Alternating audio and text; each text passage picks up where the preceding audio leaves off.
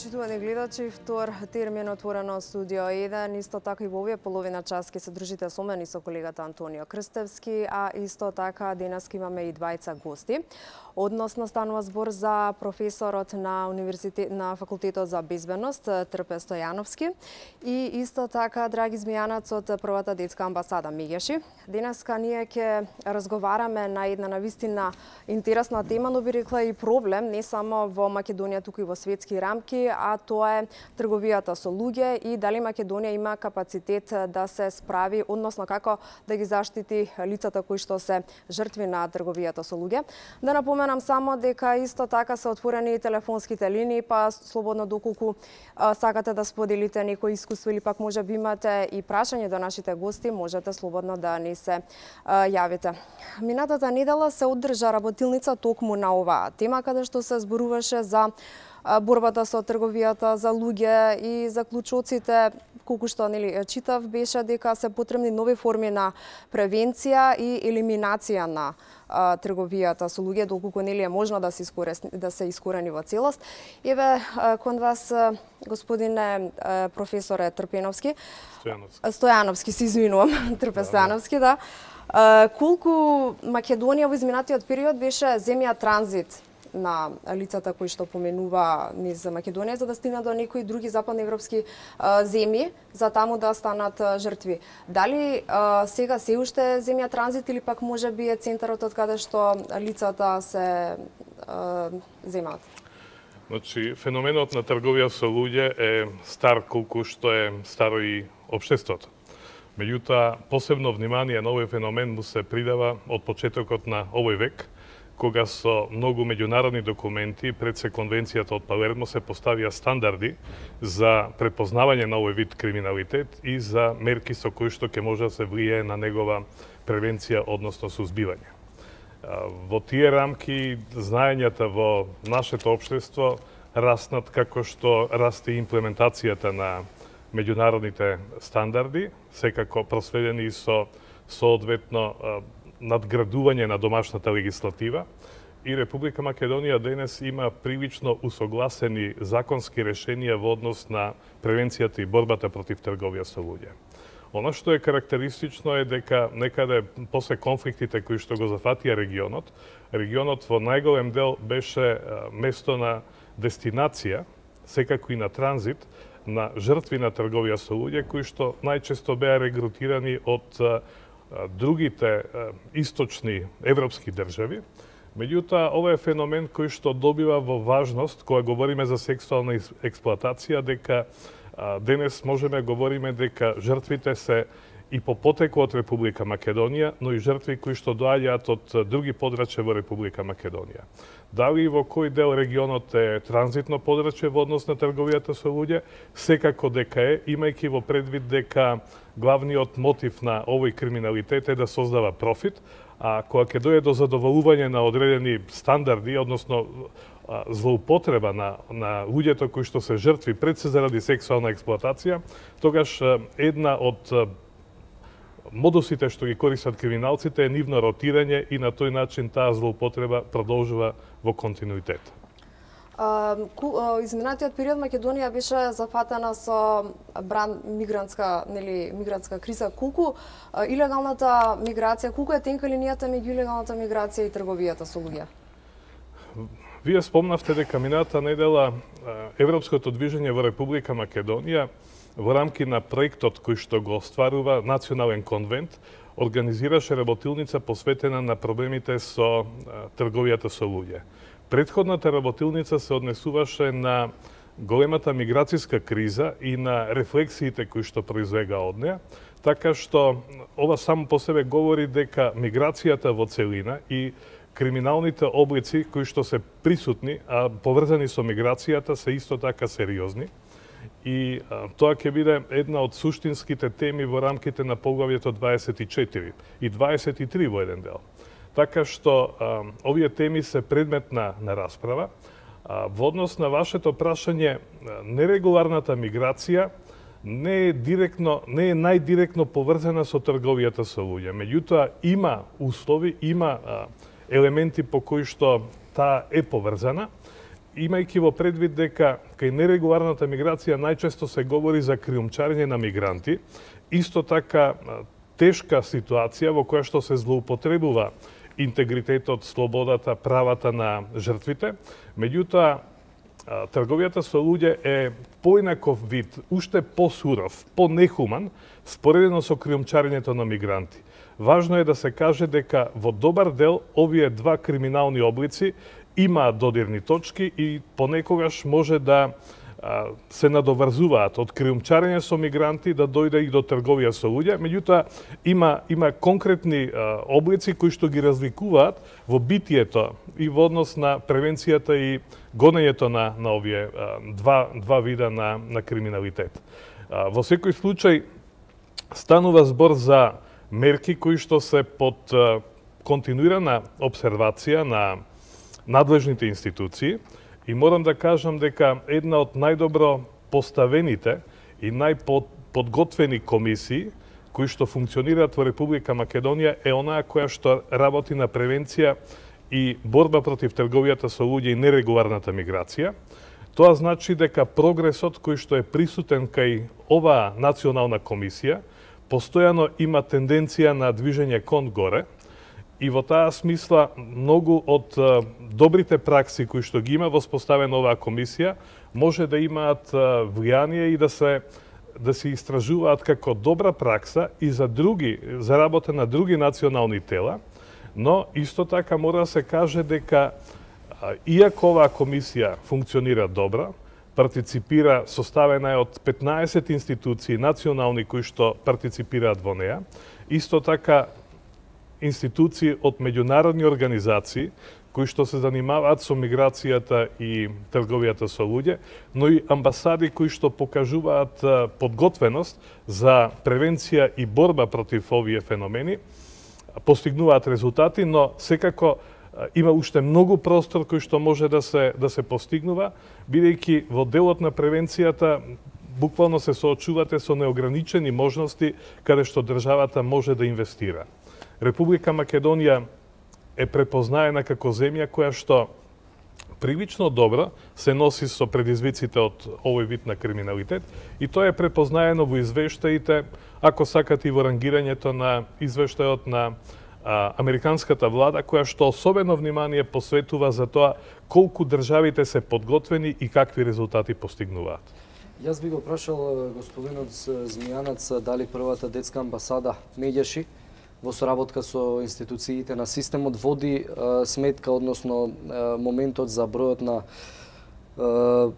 државјани на Македонија кои што се жртви на трговија со луѓе. Има ли некоја статистика која што се води? Има статистика на светско ниво. Во Република Македонија се уште се трага по 4-600 деца. Имено, оно што треба да го знаат гледачите, криумчарите и трговците на деца се секогаш на чекор пред превенцијата и пред државите кои се обидуваат да ги заштитат децата од трговија, кои најчесто страдаат заради органи, проституција, питачење и илегално посвојување. Имено во светот на годишно ниво од 7 до 8 милиони деца исчезнуваат, се киднапирани и грабнати. Во Европа бројката околу 250.000 деца годишно, или можете да замислите секој едно дете на 2 минути исчезнува. Во Америка е дури бројот околу 460.000. Превенцијата недостасува затоа што во Република Македонија прво нема број кој е вклучен во европските броеви 116000 за киднапирани грабнати деца, каде што ќе може брзо да се интервенира првите 24 часа за да може да се спречи евентуалната трговија и грабнување и киднапирање на деца. Нема воспитно образовен програм кај што децата ќе се учат од рана возраст да препознаваат потенцијалната, да не бидат потенцијална жртва. Исто така не се обучуваат како да се самозаштитат, а исто така ако веќе се жртви не се обучени ниту доволно знаат како да дадат одреден знак, сигнал кон пограничните органи дека се тргува со нив. Секако тука недостасува и системска работа со пограничните органи за да забележат кога детето е жртва, за да можат навремено да го отргнат од канџите на криумчарите. Оно што запрепастува е за време на мигрантската криза од мапата на Европа, иако Македонија не беше директен учесник, но на некој начин беше соучесник, затоа што транзитираа многу мигранти, исчезнаа 10.000 деца во Европа, не се знае каде им е трагата, а Македонија дозволуваше во одредени случаи, имаше и слабости да нема назначен по службена должност старател или да има придружба, и на тој начин покажавме ние слабо заедно со европските земји кои ја имаат ратификувано и подпишано Конвенцијата за правата на детето да се стават во функција на интересите на децата, да не бидат жртви на трговија со луѓе. Значи, овој систем на државата и не функционира баш како што треба, со оглед на тоа што споменавте и вие, дека ќе биде дел од поглавијата, ќе се разгледува. Затоа државата во следниот период ќе мора многу повнимателно да пристапи на овој проблем, односно некои насоки кои што ќе дадат резултати, барем малку. Мора да пристапи затоа што има ратификувано меѓународната Конвенцијата 182 од Меѓународната организација на трудот за итно спречување на најлошите форми на злоупотреба на детскиот труд. И има државата обврска да ги штити децата од овие форми на злоупотреба на детскиот труд. Знаете дека најчесто жртви деца на трговија се од сиромашните слоеви, необразовани, деца со социјално ранливи категории, деца кои не се вклучени во образование, и тие се жртви. Дури она што е проблематично за државата е државата излегува со бројка од околу 330 деца кои се без извод од матична книга на родените. Ние мислиме дека оваа бројка е најмалку 1:5, може би 1:10, значи од 1500 до 3000 деца кои се без извод од матична книга на родените. Дали родителите намерно не ги евидентира за да ги тргува, што не верувам, или пак од незнаење или потешкоти во нивната евиденција, тие деца едноставно кои исчезнат од Република Македонија нема да се знае ни каде им е трагата, ни што се случува со нив, ни дали ќе ги стават во детска проституција, питачење, вадење на органи или не знам уште што не. Значи, сериозен е проблемот и мислам дека навистина државата мора, посебно Министерството за труд и социјална политика и внатрешни работи, да ги стави сите деца во системот на заштита, затоа што ова е најголема дискриминација. Едноставно тие деца да не постојат, не може да остварат ниту едно елементарно право. Ова е многу покомплексно прашање, имајќи во предвид, ако ја земе 2015 година и состојбата на која што укаже и господин Змијанац, каде што во тој наплив, кога по 10, 15, 20 илјади мигранти доаѓаа на влез во Република Македонија, едноставно државата многу тешко се справуваше со начинот на идентификување на тие лица. И во тие бранови кои што се случува, секако дека најранлива категорија се децата. Така што, кога се соочувате со таков робусен проблем, со масовен бран, кај што многу непознаници се присутни, почнувајќи од начинот на комуникација, начинот на идентификација, тогаш најтенко и најбрзо се кине работата таму кај што се децата.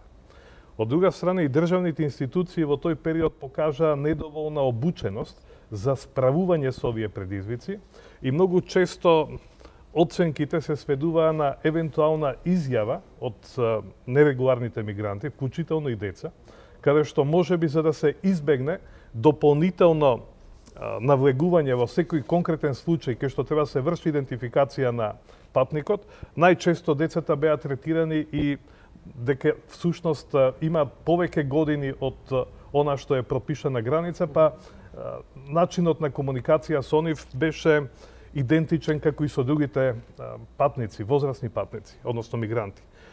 Но секое дете заслужува поранлива категорија. Тоа е ранлива категорија и тие најчесто се податливи да бидат злоупотребувани за сите облици на криминално искористување, не само сексуално, но и оние најтешки облици на употреба, вадење на органи и така натаму. За жал, државата не го има тоа подрачје квалитетно покриено. Тоа е проблем или феномен со кој што се соочуваат и најголемиот број други држави, но тоа се области во кои што мора да се работи. На која институција е проблем или на кои институции? Кои институции треба да интервенираат во овој сегмент? Па, знаете, ова се феномени кои што бараат меѓуинституционална подготвеност. И за да имате систем, сите тие механизми треба да функционираат. Ако на едно место таа алка се прекине, а постојат повеќе осетливи области кај што тоа може да се скине, веќе немате систем и имате импровизација. Така што тоа е проблем на сите институции кои што учествуваат во комисијата. Министерството за внатрешни работи, кое што е можеби со најробусни механизми, ама не помалку важни се и оние на Министерството за труд и социјални работи, Министерството за образование, Министерството за здравство, невладиниот сектор кој што тука исто така може да биде. Ќе се обидам да надополнам и да ви дадам одговор. Значи, кога имаме киднапирани, грабнати, изчезнати деца или имаме основен сомнеш за синџирна продажба на новороденчиња, значи имаме дефиниран дефект во системот на заштита на децата и превенција од трговија. Меѓаш го повика јавниот обвинител да истражи дали има институционален организиран синџир на продажба на децата врз основа на изјава на омбудсманот господинот Иџет Мемети, кој отворил истрага дека постоje сомненија дека е вмешана клиниката за гинекологија и дека на оваа клиника се пораѓаат и абортираат малолетнички штитенички од домовите, а народниот правобранител истражува каде исчезнуваат овие деца.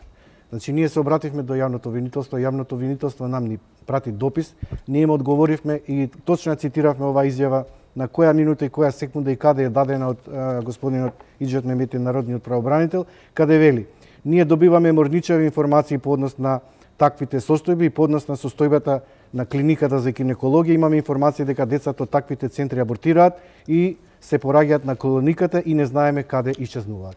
Значи, има сериозни индиции. Токму на таа средба се сретнав јас и со јавната обвинителка, која ми потврди дека е покрената истрага и се обидува да најде дали има евентуална криминал и корупција во државните институции и дека се тргува со новороденчиња од поранешни штитенички во институциите. Што говорат вашите последни информации? Па вие гледате колку афери се случуваа во 25 мај. Значи имаше таму и потенцијална злоупотреба на деца и трговија и малолетничка проституција и така натаму, така да не се сигурни децата ни во такви институции. Сега се надевам дека со деинституционализација, односно со малите групни домови, ќе се подобри состојбата, но верувајте, кога државата отсуствува и кога отсуствува родителската грижа, контролните механизми се кинат и тогаш настапуваат криминалците. Јас на почетокот кажав, криминалците се секогаш на чекор пред државните институции и пред превенцијата која ние ја заговараме и колку да ги едуцираме децата за да знаат и препознаат несоодветно однесување на возрастен кој евентуално би го киднапирал, грабнал детето, да не влегуваат во автомобил, да не земаат подароци, да не одат во неговиот дом, да одбегнуваат сомнителен во неговата комуникација покрај условно кажано најдобрите намери. Сметам дека децата мора да се едуцираат, за да се едуцираат мора да се почне од градинка. Вие сметате дека имаме голем број на деца исклучени од воспитно-образовниот процес, значи деца кои се регрутираат од мали нозе да питачат, да работат, да заработуваат и така натаму. Ако го вклучиме во градинка со бенефиција од државата, имаме веќе начин како да му стекнеме одредени животни вештини, воспитание и образование и да го отргнеме од евентуалната трговија и злоупотреба. И на евентуално неговите родители, и на криминалци, кримчари кои ги тргуваат децата, па дури и за питачење. Не мора да ги грабнуваат и да ги злоупотребуваат на други побрутални начини и форми на злоупотреба на детскиот труд. Јас имам едно прашање кон двајцата ќе го питам, па кој смета дека би можел посоодветно да одговори. Во однос на тоа колку Македонија во моментот има капацитети да им помогне на жртвите на трговија со луѓе? Значи, институционално поставени се тие стандарди и во Република Македонија евидентни се мерките кои што ги преземаат државните институции, секако во партнерство и со невладиниот сектор. И во тој дел е многу значајна поддршката и помошта која што доаѓа од надлежни меѓународни институции. Но тоа се првични решенија кои што во овој момент го идентификувале концептот или моделот, кој што е заживеан.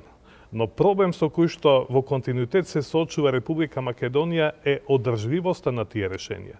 Бидејќи тие подразбираат и зафаќање на тој концепт и од негово одржување со помош на средства и од националниот буџет. И тоа се лекции кои што Македонија потешко или едноставно веројатно не и се приоритетни кои што треба да се воспостават и да функционираат. Од причина што може би создавање на некои пилот решенија идентификуваат, ја покажуваат волјата на власта, на државата, на општеството и идентификуване правецот како тоа треба да функционира. Меѓутоа, очигледно тие пилот решенија се недоволни. например, обезбедување на безбедни куќи, така натаму.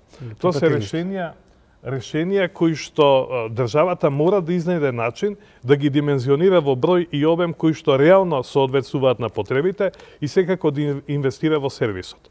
Значи, постигнати се решенијата, меѓутоа далеко од тоа дека можеме да кажеме дека тие се решенија кои што такви треба да останат. Напротив, треба да се инвестира многу повеќе во секој аспект и во меѓуресорската соработка, она што го каже господинот Змијанац. Значи, ние се уште во Македонија се соочуваме со решенија кои што се непримериви. Родени деца на ова поднебје едноставно не се евидентирани во соодветните евиденции. Замислете какви предизвици и какви проблеми им предстојат на тие луѓе кои што уште во некоја рана фаза се соочуваат со неинтеграција.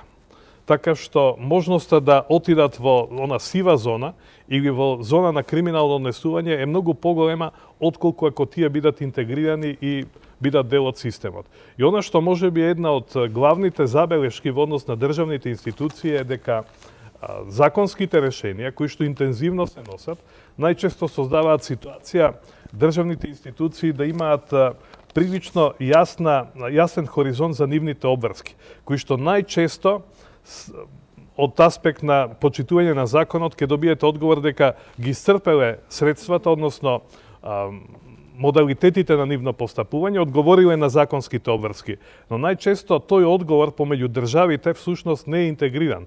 И денес ако сте жртва, веројатно многу често ќе се соочите со проблем каде што секоја државна институција постапува законски, меѓутоа жртвата е едноставно оставена без поддршка или помош на која што реално таа има право, заслужува да ја добие. Така што таа сепарираност или неквалитетна интегрираност на постапување на државните институции е, би рекол, општествен проблем. Го спомнуваме тука, меѓутоа тој со него ќе се соочите и како граѓанин во буквално секоја сфера на општествено живење. Бидејќи сме на крајот на времето планирано за овој разговор, јас би ве замолил двајцата во кратки црти да испратиме еден апел и до родителите и до институциите да се намали бројот на вакви случаи.